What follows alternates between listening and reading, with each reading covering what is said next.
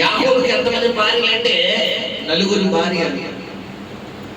ఇద్దరేమో లాబాను కుమార్తెలు, ఇద్దరేమో పిల్లరా లాబానటువంటి పిల్లర దాసులను. అంటే ఇప్పుడు ఎవరెవరికంటే మరి పెద్ద కుమార్తె అయిన లేయాకి, రెండో కుమార్తె అయినటువంటి రాహేలుకి ఇచ్చినటువంటి దాసులను, పనికత్తలను ఎవరైతే ఉన్నారో వాళ్ళను మరి యాకోబుకు ఉపపత్నులుగా భార్యలుగా ఇవ్వడం ద్వారా వారి ద్వారా కూడా సంతానం కలుగుతుంది. అయితే ఈ యొక్క చివరి 2 గోత్రాలైనటువంటి యోసేపు, ఈ బెన్యామీను అనే ఈ ఇద్దరు రాహేలు సంతానంగా మనకు బైబిల్లో కనపడుతుంది. హల్లెలూయా. మొదటి 10 గోత్రాలు మిగతా 3 భార్యలకు పుట్టిన వ్యక్తులైతే ఈ యోసేపు బెన్యామీను మాత్రము రాహేలుకి పుట్టిన సంతానము. హల్లెలూయా. సో ఇప్పుడు అలాంటి 12వ గోత్రము, అల్పమైన గోత్రము, ఎన్నిక లేని గోత్రము, యోగ్యత లేనటువంటి గోత్రం నుండి దేవుడు రాజుగా ఎవరిని ఎన్నుకున్నాడంటే సౌలుని ఎన్నుకుంటున్నాడు. మనకి మొదటి సమూయేలు గ్రంథము 9వ అధ్యాయంలో ఇతని యొక్క జీవిత ప్రారంభం మనకి కనబడుతుంది. ఎందుకంటే సౌలు రాకముందు ఇశ్రాయేలు ప్రజలకు రాజు అనేవాడు ఉన్నాడా అంటే లేడు. మొదటి సమూయేలు గ్రంథము 8వ అధ్యాయంలో మనం చూసుకుంటే పిల్లరా ఇశ్రాయేలు ప్రజలే మాకు రాజు కావాలి అని ఎవరిని అడుగుతున్నారంటే దేవుడిని అడుగుతున్నారు. దేవుడు రాజు రాజు భాష ఎవరంటే ముఖ్యమంత్రి లేదా ప్రధానమంత్రి లేదా రాష్ట్రపతి. ఎందుకంటే ఇశ్రాయేలుకు రాజు ఎవరంటే దేవుడే. దేవుడే నా ప్రజలకు నేను రాజుగా ఉండాలని దేవుడు అనుకున్న సమయం నుంచి వారి జీవితంలో ఎన్నో విధాలుగా దేవుడు వారికి విజయాలు ఇచ్చుకుంటూ, వారి అవసరాలు తీర్చుకుంటూ, వారిని దీవిస్తూ ఆశీర్వదిస్తూ వచ్చాడు. అయితే వీళ్ళ అవిధేయత మిగతా వేరే వేరే దేశాలను పరిపాలిస్తున్న వ్యక్తులకు మరి రాజు అనేవాడు ఉన్నాడు. కాబట్టి మాకు కూడా ఎవరు కావాలి, ఒక రాజు కావాలని పిలిచి ఇశ్రాయేలు ప్రజలు సమూయేలు, అప్పటి ప్రవక్త అయినటువంటి సమూయేలు దగ్గరికి వెళ్ళి మాకు ఒక రాజు కావాలి, దేవుని అడుగు మాకు రాజు కావాలి అని పిల్లరా ప్రజలు రాజు కోరుకుంటారు. ఇప్పుడు గమనించారు. అలాగా ప్రజల కోరిక మేరకు, ప్రజల వాంఛ మేరకు దేవుడు ఇప్పుడు ఇశ్రాయేలు ప్రజల్లో ఉన్నటువంటి కడసారి గోత్రము, చెట్టు చివరి గోత్రమైనటువంటి బెన్యామీని గోత్రానికి చెందినటువంటి కీషు కుమారుడైనటువంటి సౌలును రాజుగా దేవుడు ఎన్నుకుంటాడు. అయితే ఇది ఆ కథలో మనం చదివి ఉన్నాము, విని ఉన్నాము. ఇప్పుడు ఇక్కడ దీంట్లో ఉన్నటువంటి విషయం ఏంటి అంటే ఈ కీషు వంశానికి పుట్టినటువంటి సౌలు అనే వ్యక్తి ఇతడు బలహీనుడు. అంటే గోత్రము రీత్యా బలహీనుడు. అయితే దేవుని కృప ఇతని పట్ల కలిగి ఉంది. దేవుని కృప ఇతని పట్ల విస్తరించింది. కాబట్టి బైబిల్లో బలహీనులు సైతం ఎలా చేసే దేవుడు అంట, బలపరిచే దేవుడు, బలవంతులుగా మారుస్తాడు.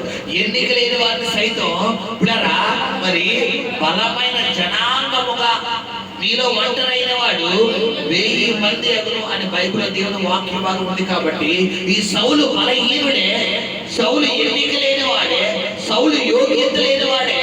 కానీ దేవుని కృప అతని మీదకి రాగా ఇతడు దేవుడు ఏం చేశాడంటే ఒక రేంజ్లో ఇతని దేవుడు ఆశీర్వదించుకుంటూ వచ్చాడు. హల్లెలూయా.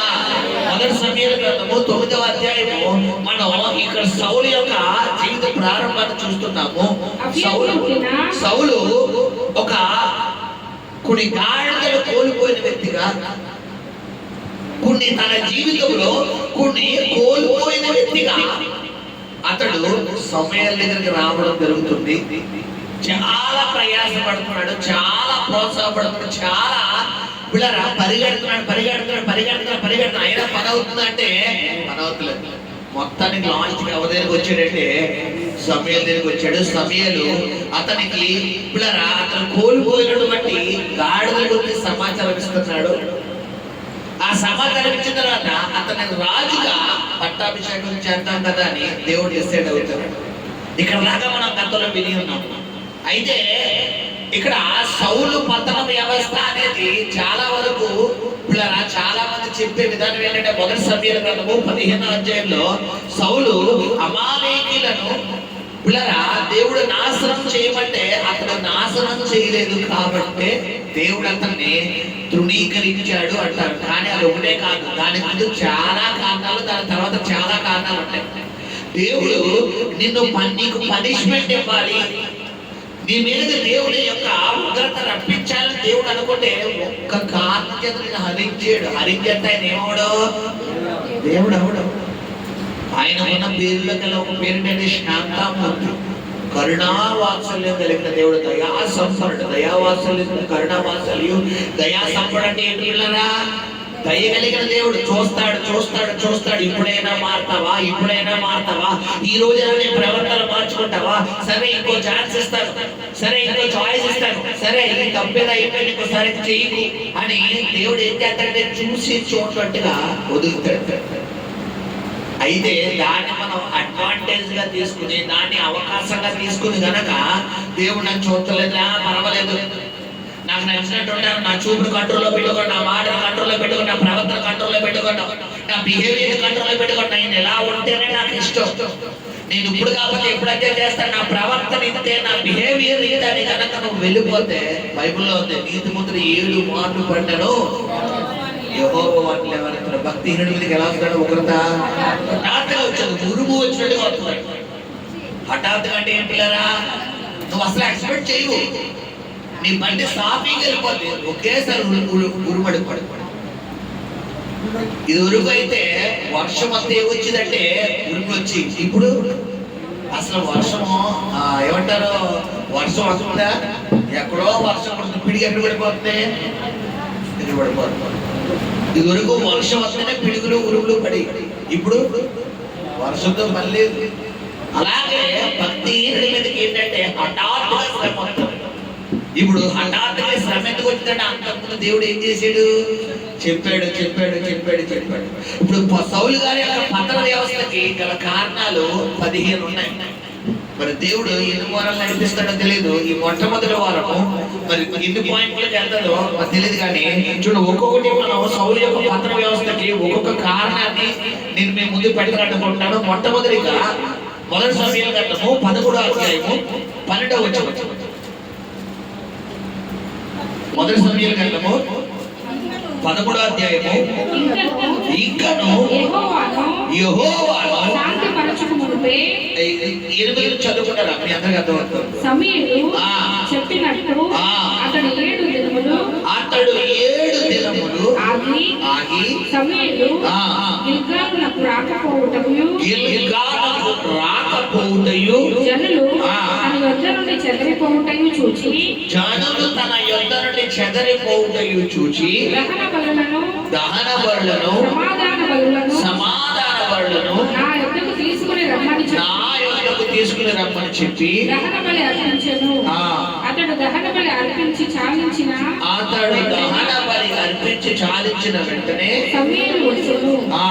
సౌలు అతన్ని కలుసుకొని అతనికి వందనము చేయుటకై బయలుదేరగా సమూయేలు అతనితో నీవు చేసిన పని ఏమని అడిగాను. అందుకు సౌలు జనులు నా యొద్ద నుండి చెదరిపోవుటయు నిర్ణయ కాలమున నీవు రాకపోవుటయు ఫిలిష్తీయులు మిక్మాషులో కూడి ఉండుటయు నేను చూచి ఇంకనూ యెహోవాను శాంతి పరచుకు మునుపే ఫిలిష్తీయులు గిల్గాలునకు వచ్చి నా మీద పడుదురనుకుని నా అంతట నేను సాహసించి దహన బలి అర్పించిదనను. మీకు అర్థమైంది ఈ మాట? యాక్చువల్లీ దహన బలి ఎవరు అర్పించాలి? సమూయేలు అర్పించాలి. ఇక్కడ నిలబడి యాజకత్వం చేయవలసింది ఎవరంటే సేవకుడుగా నేను దేవుని యాజక వస్త్రాలు ధరిస్తాను. దేవుడి చేత సేవకుల చేత పట్టాభిషేకం, సేవకుల చేత హస్త నిక్షేపణ వేసుకుని ఈ వాక్య పరిచర్య చెప్పాలి, ఆరాధన చేయడానికి దేవుడు నన్ను ప్రతిష్ఠించుకున్నాడు. కాబట్టి ఇప్పుడు నేను ఎవరి సొత్తు అంటే దేవుడి సొత్తు. ఇప్పుడు నేను రావడం కొంచెం లేట్ అయిందని చెప్పి మీలో ఎవరో ఒకరు నిలబడిపోయి నేను ఆరాధన నడిపించేస్తాను, మీరందరూ చేసేటంటే నీకు ఆశీర్వాదం వస్తుందా ఉగ్రత వస్తుందా? ఉగ్రత వస్తుంది. ఇక్కడ పులిపీట మీద నిలబడడం అంటే ఆషామాషి కాదు. అది నీకు వాక్యం వస్తే సరిపోదు, నీ హృదయం ఎవరికి ప్రతిష్ఠించాలి? కయ్యను అర్పణ అంగీకరిస్తున్నాడు, హేబేలు అర్పణ అర్పిస్తున్నాడు. కయ్యను అర్పణ దేవుడు తీసుకొచ్చాడు, హేబేలు అర్పణ. కానీ దేవుడికి ఎవరు అర్పణ వచ్చింది అంటే, ఇప్పుడు అర్పణ అంటే నువ్వు చేసిన ప్రార్థన ఎవరికి నచ్చాలి అంటే, ఇక్కడ గమనించండి కొన్ని నాటికి కొంతమంది మాత్రమే పరిమితం. బైబిల్లో మీరు చదివితే గనక పాత నిబంధన గ్రంథంలో లేవియా కాండం మనం చూసుకుంటే పిల్లరా, దేవుడు లేవీలంటే యాజకులకు సంబంధించి కొన్ని పనులు అప్పగిస్తున్నాడు. వాళ్ళు ఆలయ మందిరం కొరకు, మందిరంలో సేవ కొరకు, ప్రత్యక్ష గుడారంలో పిల్లరా మరి అతి పరిశుద్ధ స్థలము, పరిశుద్ధ స్థలము, ఆవరణము, ఇలాగ దేవుడు 3 భాగాలుగా ప్రత్యక్ష గుడారాన్ని విడదీసి అతి పరిశుద్ధ స్థలంలో ఎవరు అడుగు పెట్టాలంట? యాజకులు మాత్రమే. ఎవరు పడతారు అడుగు పెట్టకూడదు. ఇది ఏ స్థలం అంటే అతి పరిశుద్ధ స్థలం. ఈ అతి పరిశుద్ధ స్థలం అంటే ఈ నిలబడే స్థలం. ఇందులో యాజకుడే నిలబడాలి. యాజకుడే దేవుడి చేత పిలుపు పొందిన వ్యక్తి, దేవుడి పిలుపున్న వ్యక్తి, దేవుడి చేత హస్తనిక్షేపణ, సేవకుల చేత హస్తనిక్షేపణ పొందిన వ్యక్తి మాత్రమే ఈ పులిపీఠ మీద నిలబడి వాక్య పరిచయం చేయాలి తప్ప ఎవరు పడతారు చేయకూడదు. నువ్వు కామన్ గా మాట్లాడమే, దీని మీద నిలబడి పాట పాడటం వేరు, దీని మీద నిలబడి వాక్య కీర్తనలు చదవడం వేరు. కానీ ఈ వాక్యం బోధించాలి అంటే నీకు ప్రత్యేకంగా హస్తనిక్షేపణ ఎవరికి పడాలంట? దేవుడికి పడాలి, సేవకుడికి పడాలి. నీ పైన సేవకు హస్తనిక్షేపణ చేసిన తర్వాత నువ్వు నిలబడాలి తప్ప కామన్గా నువ్వు నిలబడకూడదు. అయితే ఈ సౌలు ఏం చేస్తున్నాడంటే, సమూయేలుని పరామర్శించకుండా, సమూయేలుకి చెప్పకుండా సమూయేలు రావడం ఆలస్యమైంది. సౌలు ఏం చేస్తున్నాడు పిల్లరా? అక్కడే తన దహన బలి తీసుకొచ్చి అక్కడే దేవుడికి అర్పించాడు. అక్కడ గమనించండి, అక్కడ చిన్న మాట ఉంది, అనుకుని. ఆ మాట చదువున్నాడు, నా అంతట నేను సాహసించి దహన బలి అర్పించినను. అందుకు సమూయేలు ఇట్లా నేను నీ దేవుడని యెహోవా నీకు ఇచ్చిన ఆజ్ఞను గైకొనక, యెహోవాను శాంతపరచక ముందే ఫిలిష్తీయుల గిల్గాలునకు వచ్చి నా మీద పడుదురు అనుకుని. అనుకున్నా పడ్డారా? చెప్పాలి. అనుకునంటే ఏంటి? అది ఎవరు ఆలోచన? సౌలు ఆలోచన. ఇంకా ఫిలిష్తీయులు పడ్డారా? అసలు ఫిలిష్తీయులకి దేవుడు ఇశ్రాయేలు ప్రజలు అప్పగించాలి అంటే సమూయేలు ముందుగా రప్పిస్తాడు కదా, అవునా కదా? ఇప్పుడు సేవకుడుగా నన్ను ఇంటి దగ్గర దేవుడు సిద్ధపరిచి ఇక్కడ తీసుకొస్తాడా? పిల్లరా ఏదో మార్కెట్లో అలా వెళ్ళిపోతున్నాడు, సన్నగా వచ్చి మీకు వాక్యం చెప్పేస్తానా? నన్ను ఇంటి దగ్గర సిద్ధపరుస్తాడు కదా దేవుడు. నాకు ఈరోజు వాక్యం చెప్పు అని కనీసం ఇంటి దగ్గర కాకపోయినా ఇక్కడ కూర్చున్నప్పుడు అని వాక్యం సిద్ధపరిచి దేవుడు తీసుకొస్తాడా లేదా? అవునా కదా? ఇప్పుడు సమూయేలు దేవుడు ఆలస్యం చేశాడు అంటే అక్కడ దేవుడు ఎవరికి టైం ఇచ్చాడు? ఇశ్రాయేలు ప్రజలకి, సౌలుకి. అయితే సౌలు ఏం చేశాడంటే తొందరపడిపోయాడు. 10 గంటలకు నేను వస్తాను, 10 గంటలకు నేను రావడంలో అడుగు అరగంట లేట్ అయింది, ఒక 3 గంటలు లేట్ అయింది, 11. ఈ రోజులో ఇంకా నేను రావట్లేదు కదా అని చెప్పి పిల్లరా ఎవరో ఒకరు వచ్చి నిలబడిపోయి దివ్య జాను వైశ్వసి ఎవరో నిలబడా నేను మాకి చెప్పేస్తా ఉన్నానంటే అన్నారనుకోండి. ఇప్పుడు నేను రాలేదు కాబట్టి పిల్లలు ఎవరో ఒకరు నిలబడతారు, మీరందరూ వాక్యం వినంటే మీరు నేను ఒక అరగంట లేట్ అయింది. నేను ఎందుకు లేట్ అయిందో తెలియదు మీకు. ఇప్పుడు అరగంట లేట్ అయింది కదా అని మీలో ఎవరో ఒకరు నిలబడిపోయి వాక్యం చెప్పేస్తారంటే అది కరెక్టా? ఇప్పుడు ఏంటంటే మీరు చెప్పాలి. ఇప్పుడు సమూయేలు నేను రావడం ఆలస్యం అవుతుంది కాబట్టి సౌలు అర్పణ అర్పిస్తాడని చెప్పాలి. లేని పక్షాన 99% అట్లా ఎవరు అర్పించకూడదు? సౌలు ఇన్వాల్వ్ అవ్వకూడదు. కొన్ని పొజిషన్లకి విశ్వాసాలకి అనుమతి లేదు. నువ్వు ప్రత్యేకంగా దేవుడి చేత నువ్వు అర్పణ అంటే నువ్వు దేవుడికి అర్పించబడితే తప్ప ఆ లెవెల్ అనేది మనకు కరెక్ట్ కాదు. గమనించండి. అయితే ఈ సౌలు ఏం చేశాడంటే పిల్లరా తనలో అంటే ఫిలిష్తీయులు అంటే శత్రువు సమస్య తనకు వచ్చేదేమో అనుకుని ఇతను ఏం చేశాడంట? దహనములు ఎవరికి అర్పించేస్తున్నాడు? దేవుడికి అర్పించేస్తున్నాడు. అర్పించగానే ఇప్పుడు ఆ విషయం తెలుసుకున్న సమయాలు పిల్లరా అడుగుతున్నాడు ఏంటన్నమాట. అందుకు సమయాలు ఇట్లా నేను నీ దేవుడని యెహోవా నీకు ఇచ్చిన ఆజ్ఞను గైకొనక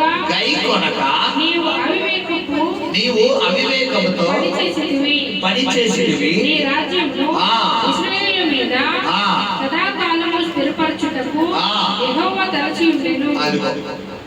దేవుడు అసలు దేవుడు ప్లానింగ్ ఏంటి చెప్పండమ్మా. బెన్యామీను వంశాన్నే దేవుడు ఇశ్రాయేలు ప్రజల మీద రాజుగా నిలబెడదాం అనుకున్నాడు. దేవుడికి అంత ఉన్నత ప్లానింగ్ అనేది మన పట్ల. అయితే మనం చేసే చిన్న పొరపాట్లు చిన్న స్టెప్స్ మన పతన వ్యవస్థకి మూల కారణంగా నిలబడిపోతాయి.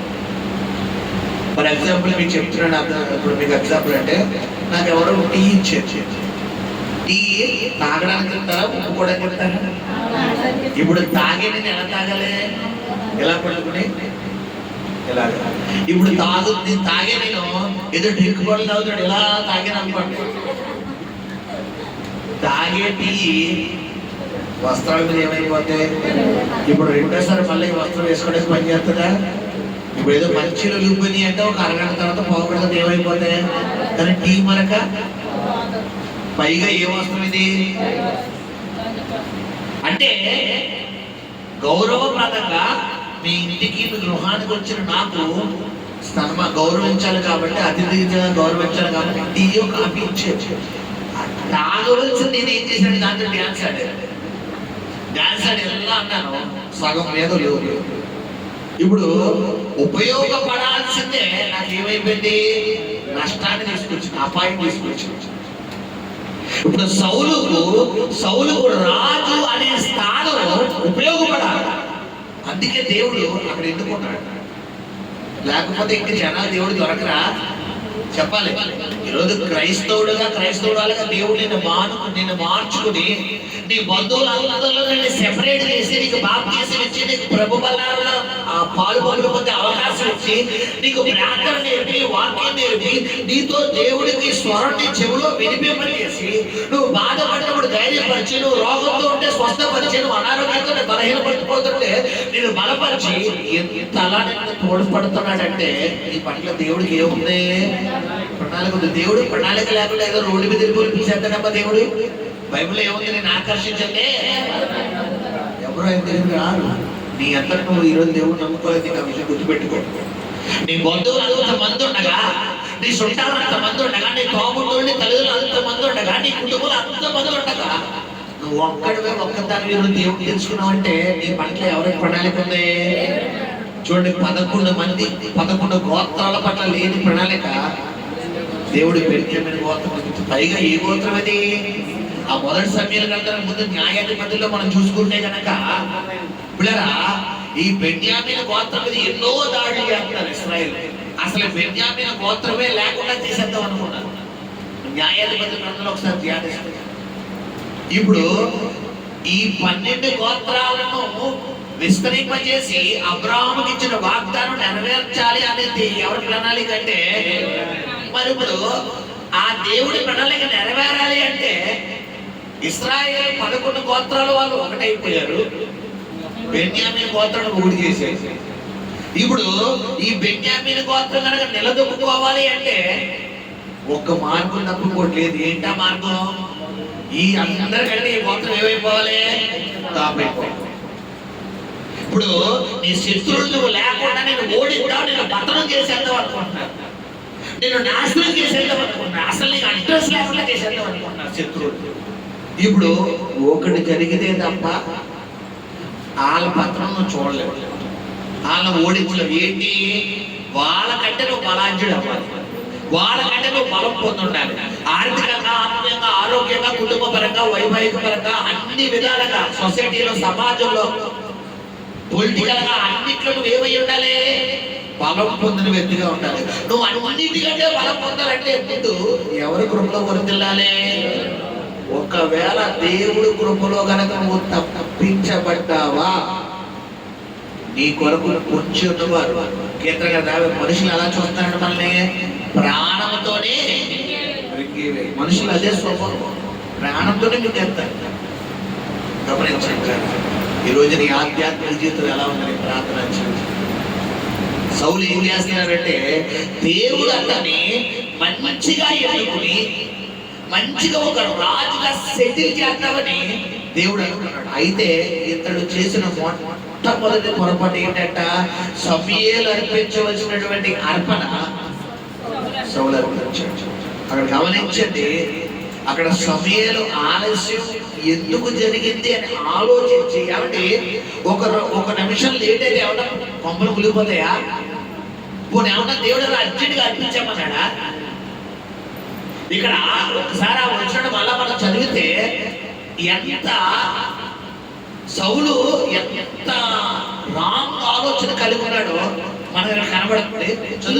ఇంకనూ యెహోవాను శాంతిపరచకమునుపే ఫిలిష్తీయులు గిల్గాలునకు వచ్చి, చూడండి అది దాని ముందు 11 చదువుకున్నాడు. సమూయేలు అతనితో నీవు చేసిన పని ఏమని అడిగాను. అందుకు సౌలు, జనులు నా ఎదురు నుండి చెదరిపోవుటయు నిర్ణయ కాలమున నీవు రాకపోవుటయు ఫిలిష్తీయులు మిక్మషులో కూడి ఉండుటయు నేను చూచి, ఇంకనూ యెహోవాను శాంతిపరచకమునుపే ఫిలిష్తీయులు గిల్గాలునకు వచ్చి నా మీద పడుదురు అనుకుని. ఇవన్నీ నెగటివ్ ఆలోచన, పాజిటివ్ ఆలోచన. నెగటివ్ ఆలోచన. నీ కుటుంబంలో ఇంకా సాతాను రాలా, నీ జీవితంలోకి ఇంకా సాతాను రాలేదు, నీ కుటుంబంలో ఇంకా గొడవ అవ్వలా, నీ జీవితంలో ఇంకా అనారోగ్యం రాలా, నీకు ఇంకా శోధన రాలా. రాకుండానే ఎక్కడో వచ్చింది, ఎక్కడో కలిపి జరిగింది, ఎవరింట్లోనో కలిపి జరిగింది, ఎక్కడో దయ్యాలు పట్టి, ఎక్కడో బోతలు పట్టి, ఎక్కడో డిస్టర్బెన్స్ వచ్చింది. అది చూసి నీ మైండ్ ఏమైపోయిందంట, చెదిరిపోయి శత్రువులు వచ్చేస్తారేమో, నా ఇంట్లో కూడా ఇలా అయిపోతేమో, నాకు వచ్చేస్తారు. ఇప్పుడు చాలా మంది ఆలోచన ఏంటంటే, పిల్లరా, కరోనా సమయాల్లో చాలా మంది కరోనా వచ్చి తినిపోయారా, బయట చచ్చిపోయారా? 90% ఎవరు చనిపోయారు జనాలు? భయమే. ఆ టీవీ నేను అంతమానే ఎక్స్ప్లోర్ చేసేవాడు. 50 మంది క్వారంటైన్, 80 మంది క్వారంటైన్, ఫలానా ఊరు, ఫలానా వీధి రెడ్ జోన్. రాజమండ్రిలో వచ్చిందంట, మన బొమ్మూరులో వచ్చింది, బొమ్మూరులో వచ్చేసిందా బాబు, పెద్ద హాస్పిటల్ 8 కేసులు అంట, పెద్ద హాస్పిటల్ 10 కేసులు. అది బాబు మొత్తం ఇది కలిపారు. అర్జెంట్గా మార్కెట్కి వెళ్దాం, మెడికల్ షాప్కి వెళ్దాం, ఓ 1000 రూపాయలు పెట్టి ఫస్ట్ మాస్క్ ఎంత, ఫస్ట్ లో 20 రూపాయలు, 30 రూపాయల తర్వాత ఎంతకు వచ్చింది? అది రూపాయలు, 2 రూపాయలు వచ్చేసింది. ఇదంతా ఎవరి mafia? Corona mafia, medical mafia. గమనించారు. అంటే ఎక్కడో ఏదో అయిపోతుందని నువ్వేమవకూడదు, భయపడకూడదు. ఎందుకంటే నీ పక్కన 1000 మంది పడినను, నీ గుడి పక్కన 10,000 మంది కూడినను, అబ్బాయి నా వద్దకు రాదంట, నీ వద్దకు రాదు. ఆ ఆలోచన ఉండాలి. నా దేవుడు నా ఇంటికి కంచి కోటగా ఉన్నాడు, నా దేవుడు నాకు ఆశ్రయముగా, దుర్గముగా, రక్షణ శృంగముగా, ప్రాకారముగా నా దేవుడు నాకు ఉన్నాడు అన్న ఆలోచనలో ఉన్నప్పుడే నీ కుటుంబానికి ఏముంటదంటే కాపుదలు ఉంటుంది, రక్షణ ఉంటుంది. అలా కాకుండా పిల్లరా ఎక్కడో ఏదో జరిగింది, నేను అయిపోతాను అనుకుంటే ఇప్పుడు సైతాను ఎవరిని అటాక్ చేస్తాడు? వాళ్ళని అటాక్ చేస్తాడు. నిర్ణయ కాలానికి సమయాలు రాలేదని, ప్రజలందరూ తొందరపడుతున్నారని, ఇప్పుడు సమయాలు రాకపోవడం చూసి ఎవరు రంగ ప్రవేశం చేసేసారంటే సౌలు. నేను అంటాను, మన ఆలోచన చొప్పున చూస్తే సౌలు కరెక్టే చేశాడు, కానీ దేవుడు ఆలోచన చొప్పున చూస్తే రాంగ్ చేశాడు. ఇప్పుడు నీ ఆలోచన నక్కాలా, దేవుడు ఆలోచన నక్కాలా? దేవుడు ఆలోచన అయితే నీకు విజయం ఉంటుంది. నీ ఆలోచన చేస్తే నీ జీవితంలో నువ్వు ఓటమి చూస్తావు తప్ప విజయం చూడవు. మీకు గతంలో నేను వాక్యం చెప్పాను. ఆదికాండంలో 16వ అధ్యాయంలో లోతు కుటుంబం గురించి మనకు కనబడుతుంది. 19వ అధ్యాయంలో దేవుడు లోతు కుటుంబాన్ని సుదేమ కుమారుని తప్పిద్దామని దేవుడు అనుకున్నప్పుడు దేవుడు ఆలోచన ఏంటంటే ఆ పర్వతానికి వెళ్ళు. లోతు ఆలోచన ఏంటి? సోయారు ప్రాంతానికి వెళ్ళడం. ఇప్పుడు సోయారు ప్రాంతంలో అంటే సుదేమ కుమార అంత దేవుడు అగ్నిగంధకాల దేవుడు కుమ్మరించడం ప్రారంభించిన తర్వాత ఆ మంటల వేడి పక్కన సోయారికి తాకగానే వెంటనే లోతు ఏం చేస్తున్నాడంటే కంగారు పడి భయపడి ఎక్కడ ఆ అగ్ని ఇతడున్న సోయారు ప్రాంతానికి వచ్చేస్తుందేమోనని ఎక్కడికి వెళ్ళిపోయినప్పుడు ఆ పర్వతం యాక్చువల్ అయ్యగారిని ఎప్పుడు దేవుడు ఎప్పుడు వెళ్ళమన్నాడు, కానీ అయ్యగారు ఏం చేశారు? ఇప్పుడు కొన్నిసార్లు మనం కూడా అలాగే చేస్తాం. దేవుడు చెప్పింది చెయ్యం, దేవుడు చెప్పింది చెయ్యం, చెప్పింది చేయకుండా సమస్యలు కొని తెచ్చుకున్న తర్వాత అప్పుడు ఏం చేస్తాం? దేవుడు చెప్పింది చేస్తాం. ఇప్పుడు లోతు ఏం చేశాడు పిల్లరా? సోయారు దేవుడు ఏం చేశాడంటే సరే ఆ పర్వతం చుట్టూ వెయ్యాల్సిన కంచి దేవుడి చుట్టూ వేసాడు. అక్కడ ఏమన్నాడు ఆ మాట? ఆదికాండం 19 ఆ మాట చదవండి. సరే ప్రాంతం ఏమీ చేయనంటాడు ఆ మాట చదవడా? ఆదికాండము 19 అధ్యాయంలో అక్కడ లోతు ఏమన్నాడు? దేవుడు ఏమన్నాడు? దేవదూత వచ్చి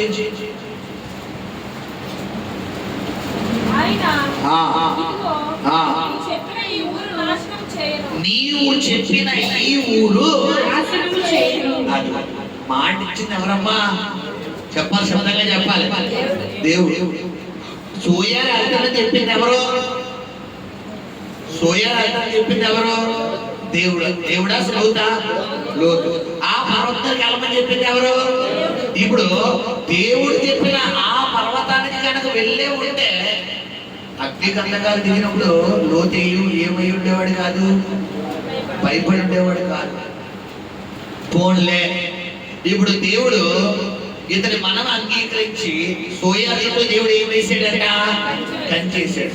ఇప్పుడు అగ్ని అయితే వస్తుంది, కానీ వీళ్ళు కాలిపోతారా? వీళ్ళు కాలిపోతే అగ్ని ఎవరికి లెక్క చెప్పాలి? ఇప్పుడు దేవుడు ఊరుకుంటాడు అప్పుడు. కాబట్టి అగ్ని ఎవరిని టచ్ చేయదు? లోతు కుటుంబాన్ని టచ్ చేయదు. ఇప్పుడు గమనించండి, ఆ అగ్ని మంటలు అక్కడ సుదేమ కుమారను వెంబడించి అంటించిన మంటల వేడ ఆ మాట చదవండి. ఆ మాట ఎవరికి చదవండి? ఆదికాండం 19 చదవండి.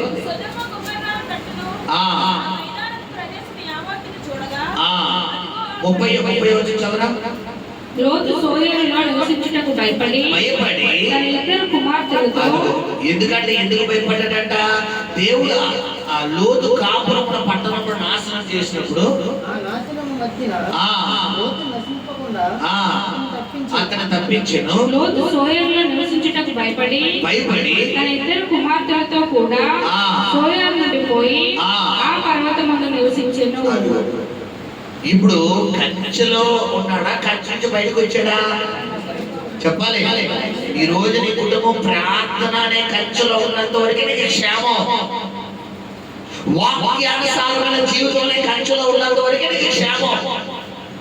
దేవుడు విజ్ఞాపన కంచెలో ఉన్నంత వరకు నీకు క్షేమం.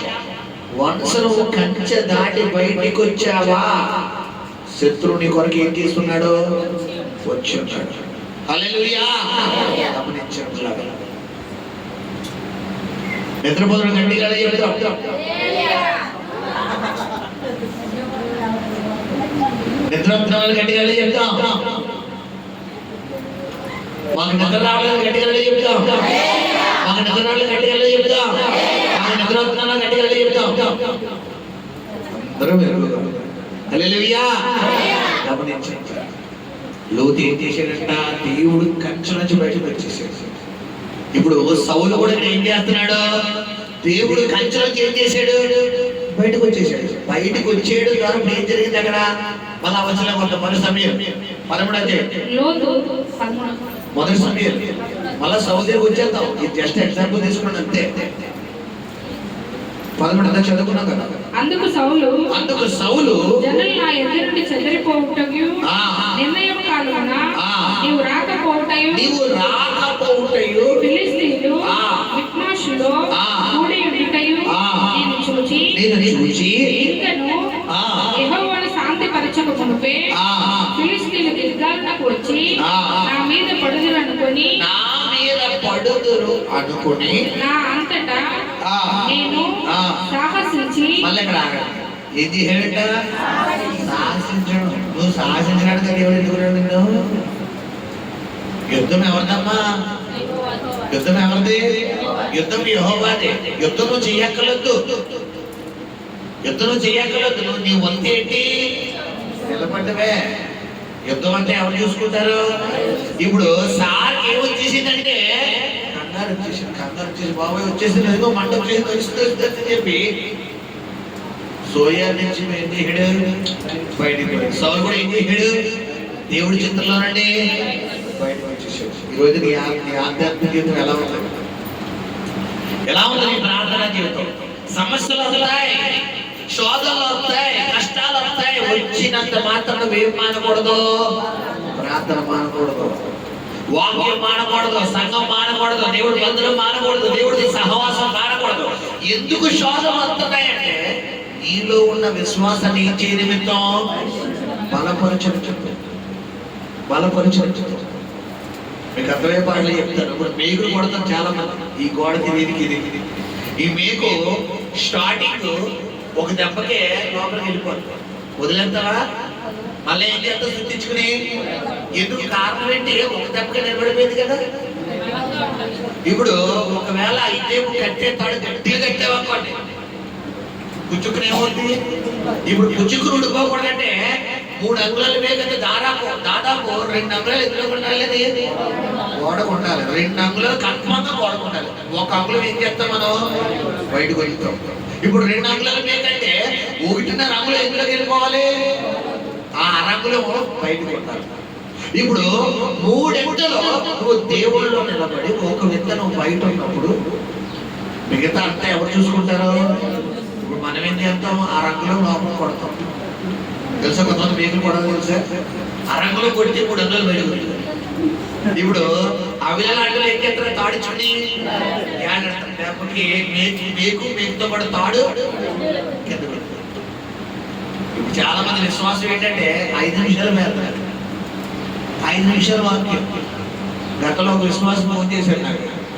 ఫోన్ చేసి పాస్టర్ గారు చాలా మానసికంగా నలిగిపోతున్నారండి, అప్పులు ఎక్కువైపోయారండి, కష్టాలు ఎక్కువైపోయాడు.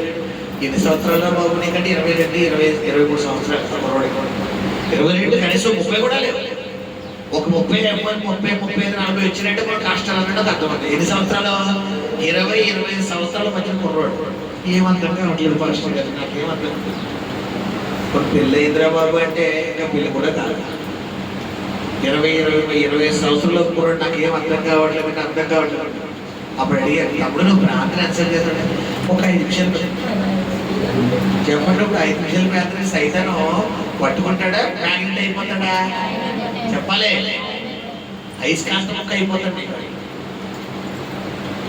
నువ్వు 5 నిమిషాలు 10 నిమిషాలు ప్రార్థన చేస్తే నీ ఇంట్లోంచి సైతాన్ వెళ్ళడం. కనీసం నీ ఇంట్లో పిల్లరా రోజుకి 4 పూటలు, ఉదయం, మధ్యాహ్నం, సాయంత్రం, రాత్రి రోజుకి 4 పూటలు మేము ఆహారం తింటామని చేతులు పైకి ఎత్తండి. నేను కరెక్ట్గానే అడిగాను, మీరు కరెక్ట్గానే రోజుకు 4 పూటల ఆహారం తీసుకుంటాం పాస్టర్ గారు అన్నవో చేతులు తింటామా. పొద్దున టిఫిన్, మధ్యాహ్నం భోజనం, సాయంత్రం స్నాక్స్, రాత్రి భోజనం, మధ్యలో ఇంకా గ్యాప్ వస్తే ఇంకా గట్టిగా తిన్న తర్వాత చాలా మంది ఫ్రూట్స్ తింటాం, స్వీట్స్ తినడం అలవాటు. కాబట్టి ఇది కూడా మరి యాడింగ్ ఇవన్నీ ఎక్స్ట్రాలు కాబట్టి ఆ యాడింగ్ అంతలేదు. రోజుకు 4 పూట్ల మీరు సమృద్ధిగా ఆహారం తింటారో చేతులు పైకి ఎత్తండి. మీరు ఎత్తండి, నేను చూస్తాను. ఆ గదిలో చెప్పాలి. 4 పూట్ల దేవుడి గారు రోజుకి 4 పూట్ల మీరు తింటారన్న వాళ్ళు. దేవుడి రాజు గారు మిమ్మల్ని రోజుకి మీరు 4 పూట్ల తింటారన్న వాళ్ళు ఎవరో చేతులు పైకి ఎత్తాలి. 4 పూట్ల సరే, రోజుకి 4 పూట్ల ప్రార్థన చేస్తాం, చేతులు పైకి ఎత్తాలి. 4 పూట్ల ఉదయం, మధ్యాహ్నం, సాయంత్రం, రాత్రి. ఒక లేచి 4 పూట్ల. మరి ఇప్పుడు సైతాన్ ఉండాలి, వెళ్ళిపోవాలా? చెప్పాలి. ఉంటాడు. ఎందుకు? మనం ఏది చేయాల్సింది ఏది చేస్తున్నాం? శరీరాన్ని బలపరుతున్నాం కానీ ఆత్మ ఏం చేయట్లేదు.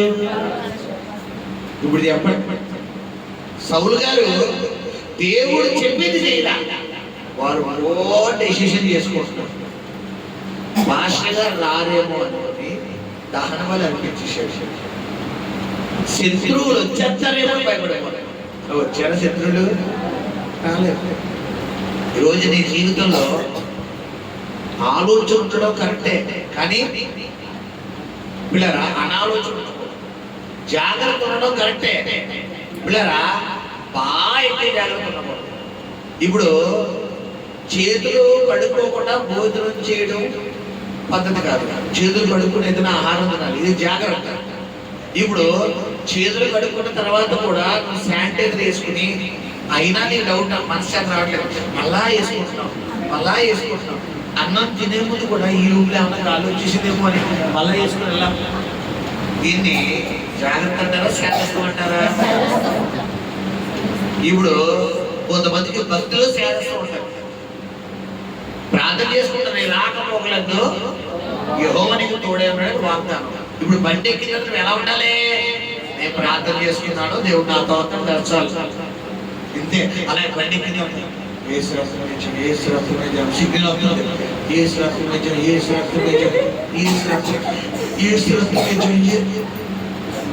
దీన్ని ఏమంటారు మరి? ఇంకెందుకమ్మా ప్రార్థన? నువ్వు ప్రార్థన అంటే ఏంటి? బండి ఎక్కింది మొదలు మళ్ళీ బండి దిగే వరకు చెప్పాలి. దేవుడు నీతో ఉన్నాడని ఆలోచన ఎవరితో ఉండాలి? నువ్వు రోడ్డు ఎక్కి మళ్ళీ ఇంటికి వచ్చే వరకు కూడా దేవుడు నీతో ఉన్నాడు అన్న ఆలోచన నువ్వు ఉన్నప్పుడే ఆయన నీతో ఉంటాడు, నువ్వు ఆయనతో ఉంటావు. ఇప్పుడు దేవుడు నీతో ఉన్నా కూడా నీ భయం నిన్ను ఏం చేయనివ్వదు, దేవుడిని చూడనివ్వదు. ఇప్పుడు సౌలు ఏం చేశాడంటే దేవుడు మాటకు లోబడాల్సిన సౌలు తన ఓన్ డెసిషన్ వల్ల దేవుడు చెప్తున్న నుండి బయటకు వచ్చేసాడు. అసలు దేవుడి ప్రణాళిక ఎలా ఉందంటే సౌలు తర్వాత యోనాతాను కుమారులు వాళ్ళ కుమారులు. అసలు దావీదు అనేవాడు రంగంలో రాగలరా? అసలు దావీదు స్టోరీలో లేడు. దేవుడు ఎవరిని ఎన్నుకున్నాడు? సౌలు ఎన్నుకున్నాడు. సౌలు అక్కడ చదువు నా మాట చదువు సార్. అక్కడ దేవుడు ఏమనుకున్నాడు? సమూయేలు నీ దేవుడని యెహోవా నీకు ఇచ్చిన ఆజ్ఞను గైకొనక నీవు అవివేకపు పని చేసితివి. నీ రాజ్యమును ఇశ్రాయేలు మీద సదాకాలము స్థిరపరచుటకు యెహోవా తలచి ఉన్నాడు. అయితే నీ రాజ్యం నిలవదు. యెహోవా తన చిత్తానుసారమైన సాహసించడం వల్ల ఏం కోల్పోయాడు మనోడు? ఒక దెబ్బతోనే రాజ్యం కోల్పోయాడు. ఈ రోజు నీ కుటుంబంలో సమాధానం కోల్పోతున్నావు, ఆర్థికంగా ఆశీర్వాదాలు కోల్పోతున్నావు, దేవుడు ఎక్కడన్నా కార్యాలు కోల్పోతావు. అంటే నువ్వేం చేస్తున్నా? సాహసిస్తున్నావు. మొబైల్ ఫోన్ ఉంది, ఏది మాత్రం చూడాలి? వాక్యము వీడియోస్ దేవుడికి సంబంధించిన మాత్రం చూడాలి. అవి తప్ప అనవసరమైనవి కూడా నేను చూస్తానంటే దీన్ని ఏమంటారు? సాహసించడం. కళ్ళిచ్చాడు, ఏది మాత్రం చూడడానికి చెప్పాలి. ప్రకృతి సౌందర్యాలు పిల్లరా దేవుడికి సంబంధించినవి చూడటానికి ఇవి తప్పు. వీటితో పాటు సైతాను సంబంధమైన సౌందర్యాలు కూడా చూస్తాను అంటే ఏం చేస్తున్నట్టు? సాహసం. చేతులు ఇచ్చాడు దేవుడికి సంబంధించిన పనులు చేయడం కోసం. ఇప్పుడు ఈ చేతులతో సైతాను సంబంధమైన పనులు కూడా చేస్తానంటే ఏం చేయడానికి సిద్ధపడుతున్నట్టు? కాళ్ళు ఇచ్చాడు దేవుడి కోసం పరిగెట్టడం కోసం. కాళ్ళు దేవుడి కోసం పరిగెట్టడానికి ఇచ్చిన కాళ్ళు లోకం కోసం, లోకాశల కోసం, లోకంతో వాంఛలు తీర్చుకోవడం కోసం నువ్వు పరిగెట్టడానికి చేస్తున్నాడు. ఏం చేస్తున్నట్టు?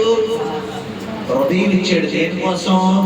యేసయ్య హృదయంలో దీంట్లో ఏం ఉంచుకుంటున్నాం చెప్పాలి? లోక సంబంధమైన అన్ని ఉంచుకుంటున్నాం.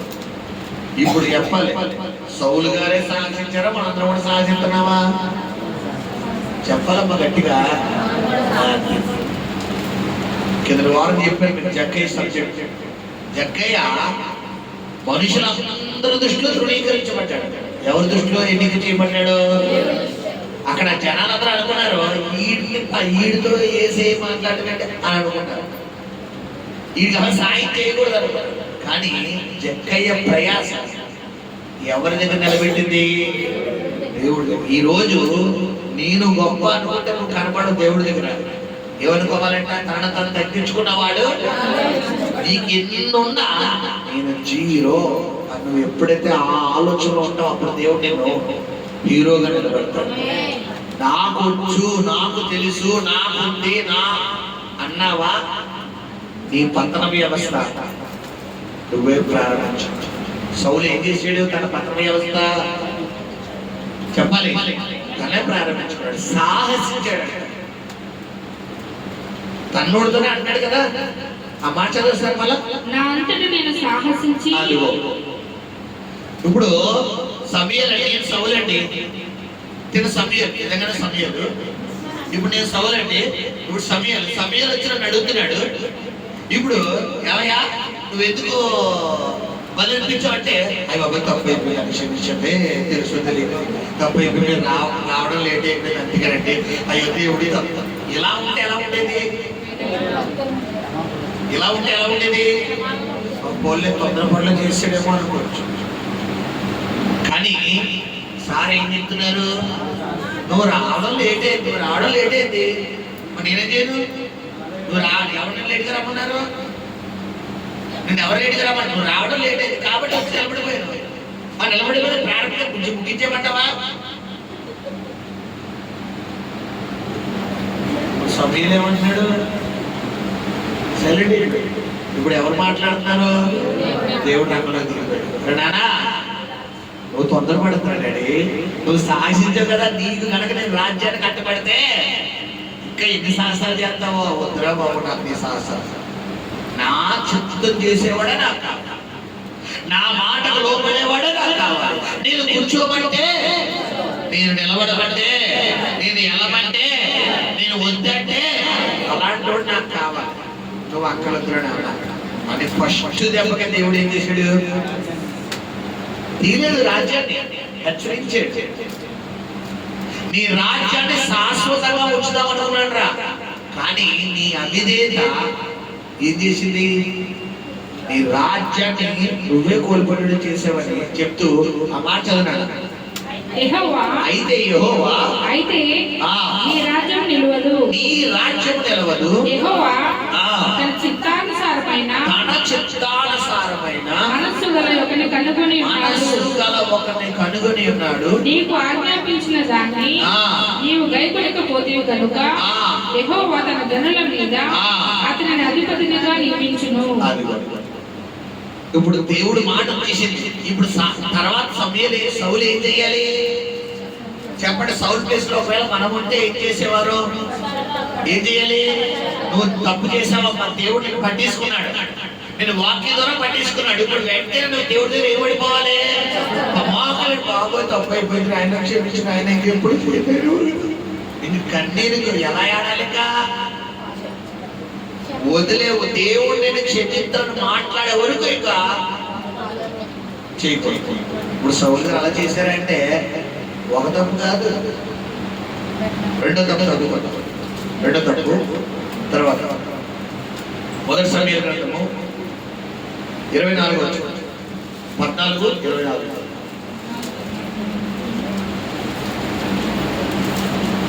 నేను నా శత్రువుల మీద పగ తీర్చుకొనక మునుపు సాయంత్రము కాక మునుపు భోజనము చేయువాడు శపింపబడును అని సౌలు జనుల చేత ప్రమాణము చేయించెను. హల్లెలూయా. ఇక్కడ సబ్జెక్ట్ ఏంటంటే ఇశ్రాయేలు ప్రజలు ఫిలిష్తీయుల మీదకి యుద్ధానికి వెళ్ళినప్పుడు సాయంత్రం వయసు ప్రజలు ఏమొచ్చింది? నీరసం వచ్చింది. ఇప్పుడు నీరసం వచ్చిన పాపం రాజుగారు ఏం పెట్టాలి? ఇప్పుడు నేను మిమ్మల్ని ఏదో సువాత కూడా తీసుకెళ్ళానమ్మా, పొద్దున పాస్టింగ్లో పెట్టేసాను, సాయంత్రం అయితే మీకు ఏం ఏర్పాటు చేయాలి? సాయంత్రం కూడా నేను తినగా మీరు తినద్దు అనేసరి. ఇది కరెక్టా? నేనైతే పాస్టింగ్ నాకు ఆయన శక్తి ఇస్తాడు, నాకు కొద్ది సమర్పణ ఉంది, నాకు అందరూ నాకులా ఉంటారా? ఇందులో బీపీ పేషెంట్లు ఉంటారు, షుగర్ పేషెంట్లు ఉంటారు, అల్సర్ పేషెంట్లు ఉంటారు, గ్యాస్ట్రిక్ పేషెంట్లు ఉంటారు, ఇంకా కొంచెం జనాభా కలుదిరిపోయే ఉంటారు. ఇప్పుడు నా సంగతి ఎలాగో వదిలే పక్కన, మీ అందరికన్నా ఏమి ఇచ్చాను నేను. సౌలు గారు ఏం చేస్తున్నారు అక్కడ? యుద్ధానికి తీసుకెళ్ళి యుద్ధము ఇంకా ఆలస్యమైంది, ఇంకా జరుగుతులేదు, ఇంకా అవుతానే ఉంటాయి.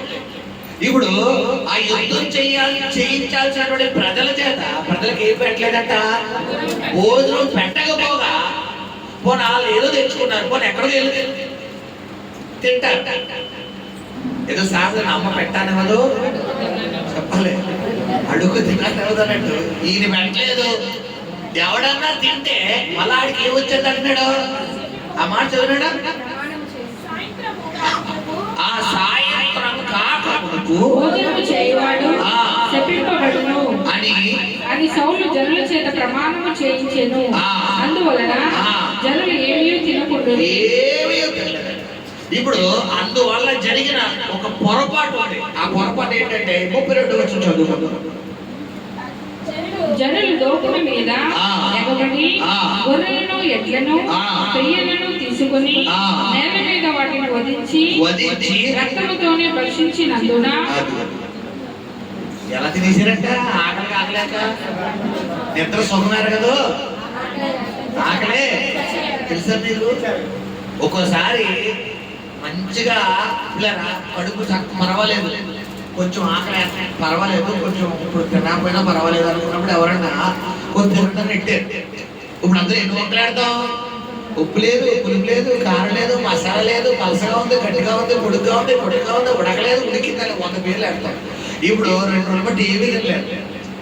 ఇప్పుడు ఉడకదు నేను ఎక్కడ చేయాలి, ఎలా తినేస్తావు? అందులో ఉప్పు ఉందా, కారం ఉందా, ఉడికిందా, ఉడకలేదు, అవన్నీ అనవసరం. ముందు ఏమేసేది? ముందు 2 ముద్దలు. అప్పుడు అమ్మ అంటే ఉడకలేదు కదా, అవునా నాకు ఏం తగ్గలేదు, చాలా బాగుంది, చాలా బాగుంది, లేదా మనం చాలా బాగుంది. ఎంత ఆకలి ఏమి ఎరగదు. ఇప్పుడు ప్రజలు ఏం చేస్తున్నారంటే శుభ్రంగా ఉండుకు తినాల్సిన ఏం చేస్తున్నారంట, జనులు ఆ మాంస ఏమంటారు ఆ గొర్రెల్ని పశువులు వధించేసి వీళ్ళ కత్తులతో వీళ్ళే కోసేసుకుని రక్తంతో పచ్చి మాంసం ఏం చేస్తున్నారంట. ఇప్పుడు వీళ్ళ స్థితిలోకి రావడానికి కారణం ఎవరు? 2 గమనించారు. నీ అవిధేయత ఒకసారి నీ కుటుంబంలో ఒక కుటుంబానికి నాయకుడిగా ఉన్నప్పుడు నీ బిడ్డల్ని నీ భార్యను చూసుకోవాల్సిన బాధ్యత ఎవరిదే? నీదే.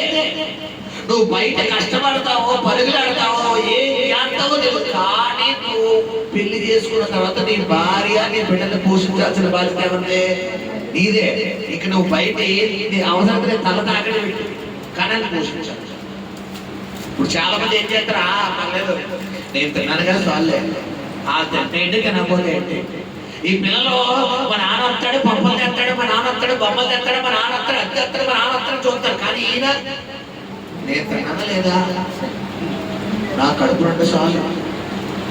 ఇప్పుడు నిజంగా తండ్రి ప్రేమ ఎవరిదంటే వీళ్ళు తినడం మానేసి చెప్పాలి పిల్లలకి అంటారు. నిజంగా తల్లి ప్రేమ ఏంటంటే వీళ్ళు తాగడం మానేసి వీళ్ళు తినడం మానేసి. అందుకే 99% ఈ అనుభవం ఎవరికి ఉంటుంది?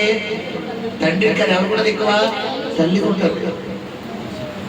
ఎలా అంటే నా ఆధ్యాత్మిక జీవితంలో, నా యొక్క బాహ్య జీవితంలో మా అమ్మగారు పిల్లరా ఎంత ఉండినా చల్లగా ఎవరు చల్లగా ఎవరు తింటారంటే మా అమ్మగారు వేడి వేడి అని ఇప్పటికీ కూడా పొద్దున్న వండినాను సాయంత్రం మిగిలిపోయిందమ్మా వద్దమ్మా బాబు అంటే లేదమ్మా అదే తినేస్తారులే, ఒక ముద్దని కొనిస్తారా, ఒక్క ముద్ద.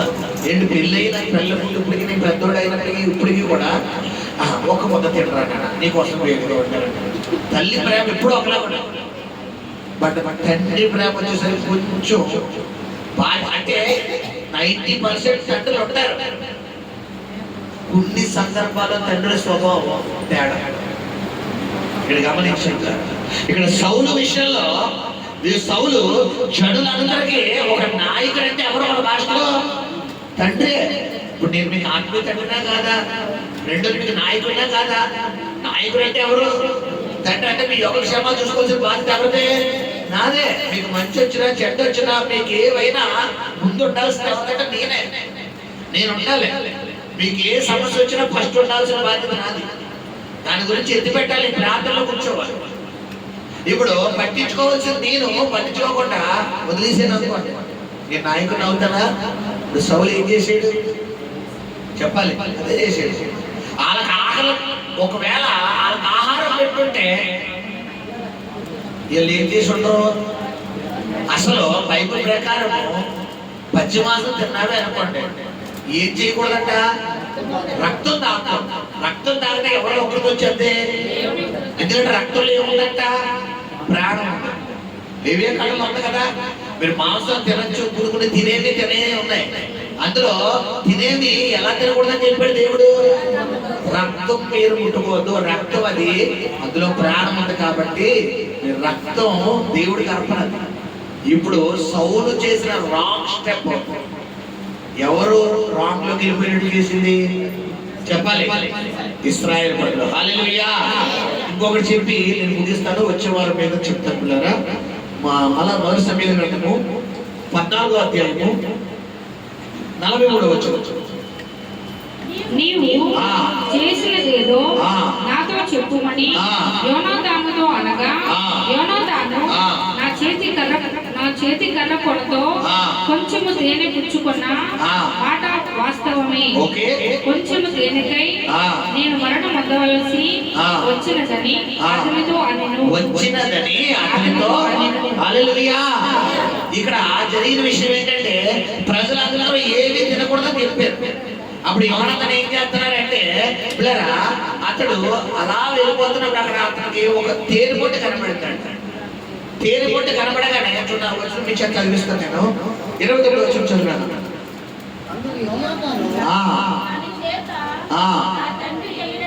నా తండ్రి జనులను కష్టపెట్టిన వాడాయను. నేను ఈ తేనె కొంచెం పుచ్చుకొన మాత్రమున నా కన్నులు ఎంత ప్రకాశించుచున్నవో. 27 చదువుకున్నారన్న. అయితే యోనాతాను తన తండ్రి జనుల చేత చేయించిన ప్రమాణము వినలేదు. కనుక తన చేతి కర్ర చాపి దాని కొనను తేనె పట్టులో ముంచి తన చెయ్యి నోటిలో పెట్టుకొనగా అతని కన్నులు ఏమైపోయినాయంట? ప్రకాశించాయి. చూసారా? ఇప్పుడు సొమ్మసిల్లిపోతున్న టైంలో కొంచెం ఆహారం తీసుకోవడం పాపం చేసినట్ట, ప్రాణాన్ని బతికించుకున్నట్ట. ఇప్పుడు యోనాతాను ఏం చేశాడు? ప్రాణాన్ని బతికించుకున్నాడు. ఇప్పుడు ప్రాణాన్ని బతికించుకునే టైంలో ఇతడు చేసిందని సౌలు మూడవదిగా ఏం చేస్తాడంటే ఒక పాపముగా చిత్రీకరిస్తున్నాడు, ఒక తప్పుగా చిత్రీకరిస్తున్నాడు. అసలు తప్పే చేయలేదు. అక్కడ యోనాతాను అంటున్నాడు, అయ్యా నేను సొమ్మసిల్లిపోతానేమో, నేను బలహీనం అయిపోతానేమో అనుకునే టైంలో నాకు అక్కడ తేనె కనబడింది. ఆ తేనె జస్ట్ అలా కర్రతో తీసుకుని కొంచెం నోట్లో పెట్టుకుని నా కళ్ళు ఏమైపోయినాయి అంట. అంటే ఇప్పుడు కళ్ళు అంటే ఇతను కళ్ళు ఏమైపోతున్నాయి, నేసానికి తిరిగిపోతున్న టైంలో ఇతను నోట్లో తేనె వేసుకోగానే కళ్ళు ఏమైపోయినాయంట, ప్రకాశం అంటే మళ్ళీ ఏం జరిగింది? ఇప్పుడు చనిపోతాడనుకునే టైంలో తేనెతో ఏం చేసింది? బతికించింది. ఇప్పుడు దీన్ని కూడా సార్ ఏం చేస్తున్నారు? ఒక తప్పుగా చిత్రీకరిస్తున్నాడు. చిత్రీకరించిపోతే ఏమన్నా తప్పు చేయకపోతే ఏమన్నా పనిష్మెంట్ పెడతాడు. ఏం చేయాలి? దేనికి పోతుడట? నువ్వు నువ్వు చచ్చిపోవాలంటాడు. కన్న కొడుకుని ఏం చేస్తున్నాడు? నువ్వు చచ్చిపోవాలి. ఇప్పుడు చెప్పండి, సౌలు పలుకునే వ్యవస్థకి ఇది ఇంకా 15 పాయింట్లు ఉన్నాయి. గమనించండి. రోజు దేవుడు నేను ఒక స్థాయికి తీసుకువెళ్ళాలి అనుకున్నప్పుడు ఒకేసారి నేను ఏమంటారో నేను ఓడించి కుడుకునే నీ అవిధేయతలో నీ ఓటమికి కారణం అవుతుంది. కాబట్టి ఎప్పటికప్పుడు మనం ఏం చేసుకోవాలి? సరి చేసుకోవాలి. గమనించండి, ఆధ్యాత్మిక జీవితంలో నువ్వు దేవుళ్ళలో నిలబడుతున్నావు, దేవుళ్ళలో ఎదుగుతున్నావు, దేవుళ్ళలో నిలదొక్కుకుంటావు, దేవుడి కార్యాల్లో పొందుకుంటావు, దేవుడి నీ కుటుంబంలో మంచిగా విస్తరిస్తున్నాడు, దేవుడిని ఆశీర్వదిస్తున్నాడు అన్న టైంలోనే సాధన ఏం చేస్తాం మన మీద? ఇప్పుడు సౌలు దేవుడి రాజ్యానికి ఒక మంచి ఎలా అంటే నిలబడే తర్వాత ఇంకెవరన్నా ఎన్నుకున్నాడు దేవుడు?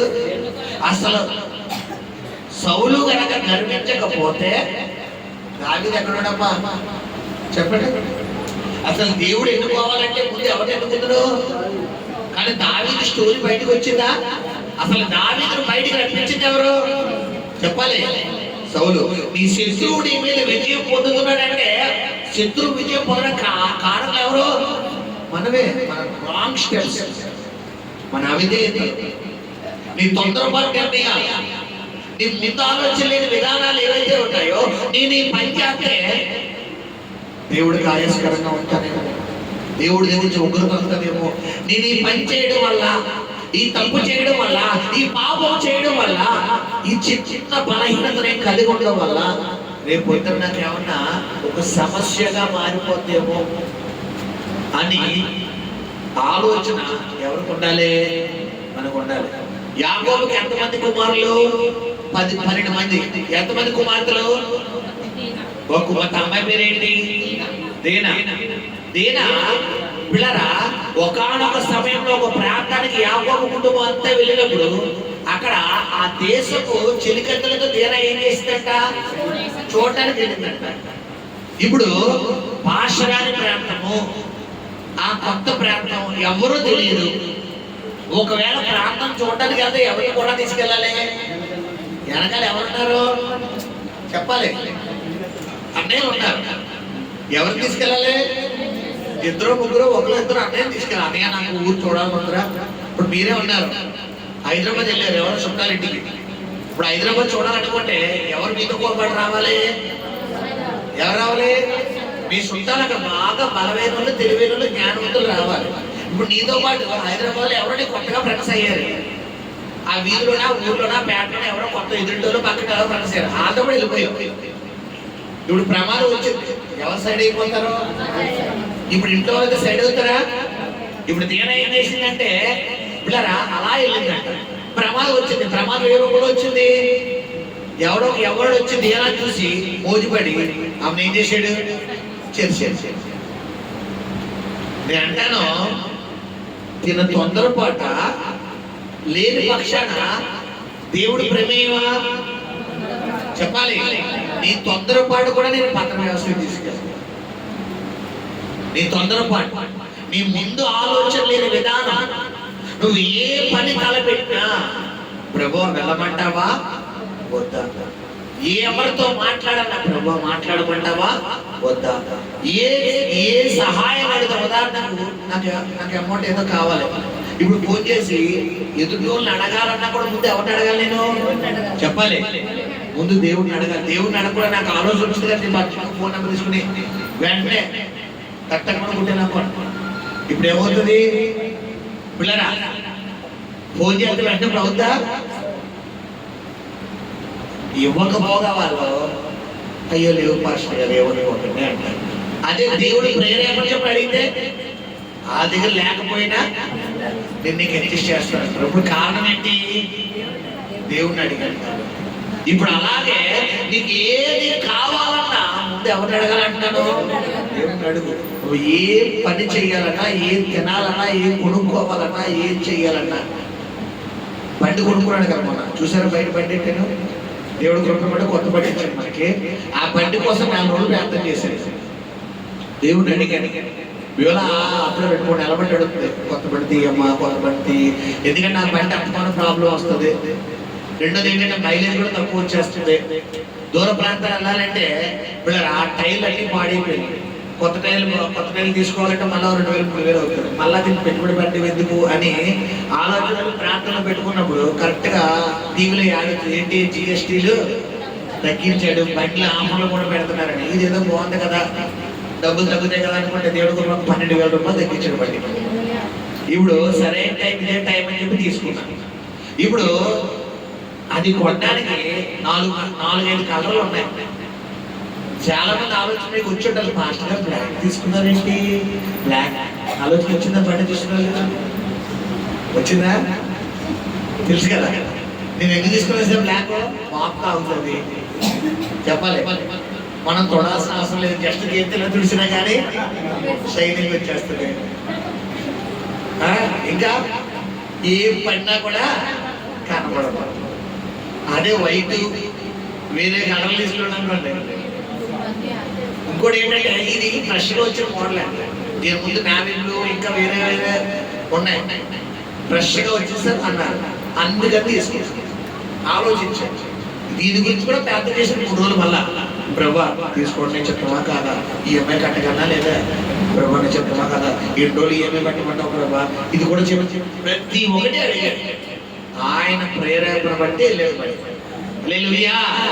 ఇప్పుడు గమనించండి, ఎవడు బట్టలు తీసుకోవడం పెద్ద విచిత్రమా? డబ్బులు ఉంటే వెళ్తాం కొనుక్కుంటాం. దీని గురించి దేవుని అడగాల్సిన అవసరం ఉందా?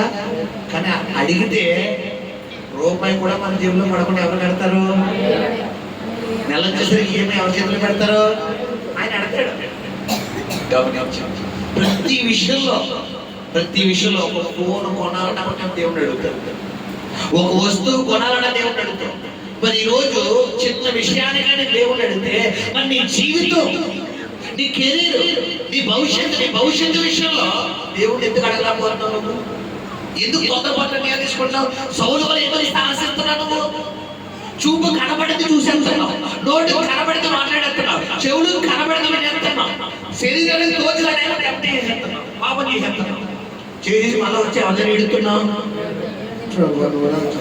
ఏం చేస్తలేదు? తప్పు ఏదో జరిగిపోయింది.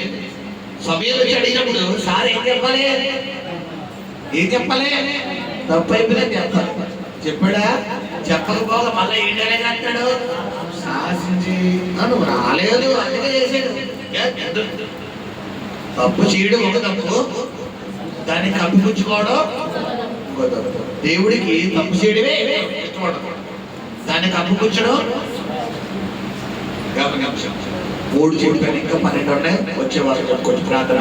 పరిశుద్ధ నమ్మకం కనికరం కలిగిన ప్రియపరలోకపు తండ్రి, నీ పరిశుద్ధ పాదాలకు లెక్కలేని మహిమ ఘనత ప్రభావాలు ఆరాధిస్తున్నాం. నిజమే ప్రభు, ఈ రోజు ప్రభా మా ఆధ్యాత్మిక జీవితంలో అయ్యా ఇదిగో మేము